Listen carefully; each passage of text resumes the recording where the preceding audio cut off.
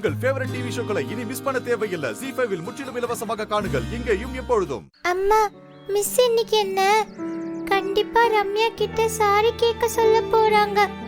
இங்க பாரு, நீ ஒன்னும் சாரி எல்லாம் கேட்க வேணாம். நான் மிஸ் கிட்ட பேசிக்கிறேன், சரியா? சரி போலாமா? நான் போய் பேசிட்டு வரேன். சரி.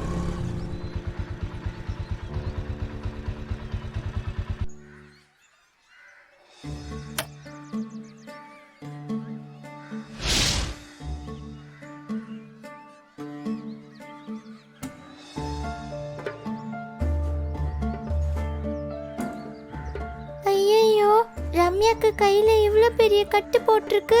ஃப்ரெண்டு சொன்னது சரிதான். கோவத்துல ரம்யாவை ஹர்ட் பண்ணிருக்க கூடாது. தமிழ், என்னடா, வா போலாம். ஏய் தமிழ்,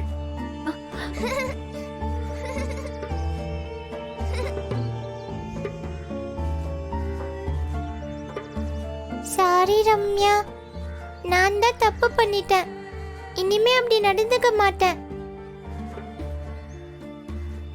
ரொம்ப வலிச்சுதா? சாரி ரம்யா. மறுபடியும் நம்ம பழையபடியே ஃப்ரெண்டாவே இருப்போமா? சாரி தமிழ், நானும் உன்னை அப்படி கிண்டல் பண்ணிருக்க கூடாது. எல்லாம் என்னாலதான். இங்க பாருங்க மேடம், சாரி நாங்க தமிழ். பெரிய பிரச்சனை பண்ணலான்ட்டு தான் இருந்தோம். உங்க பொண்ணு மேல அவ்வளவு கோபம்.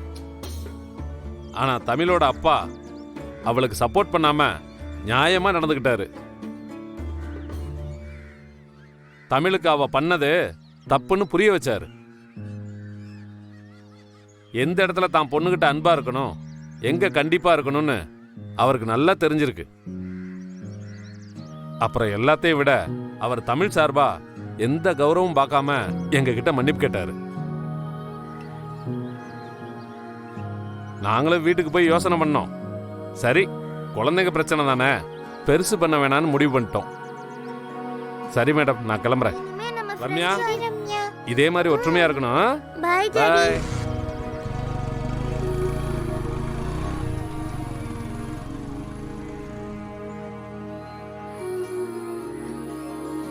பாரதி, ஆதி தமிழோட அப்பா இடத்துல இருந்து எப்படி நடந்துக்கணுமோ அப்படிதான் நடந்திருக்காரு. இந்த மாதிரி பண்ணது தப்புன்னு அவளுக்கு புரிய வச்சிருக்காரு. ஆதி நினைச்சிருந்தா இதுதான் நல்ல சான்ஸ்னு தமிழை இம்ப்ரெஸ் பண்ண அவளுக்கு சப்போர்ட் பண்ணிருக்கலாம். ஆனா ஆதி அப்படி பண்ணல. எல்லாத்துக்கும் மேல தமிழுக்காக ஆதி ரம்யா பேரண்ட்ஸ் கிட்ட மன்னிப்பு கேட்டிருக்காரு. அது ரொம்ப பெரிய விஷயம்டி. தமிழ் அழுதுட்டே என்கிட்ட வந்தப்போ ஆதி கண்டுக்காம போனதை பார்த்து நானும் அவரை தப்பா புரிஞ்சுக்கிட்டேன். நானாவது அவர்கிட்ட பேசிருக்கணும். கோவத்துல அவரை திட்ட வேற செஞ்சுட்டேன். ஏ பாரதி, ஏன்டி இப்படி பண்ற? உனக்கு இதே வேலையா போச்சு.